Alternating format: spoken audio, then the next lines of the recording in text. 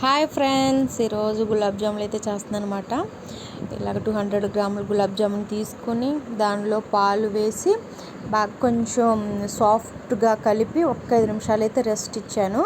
అంటే ఇలా చేయడం వల్ల పిండి లోపల మనం మిక్స్ చేసాం కదా పాలతోటి, ఆ పాలు అబ్జర్వ్ చేసుకుని మంచి స్ట్రెచ్చర్ అయితే వస్తుంది అన్నమాట.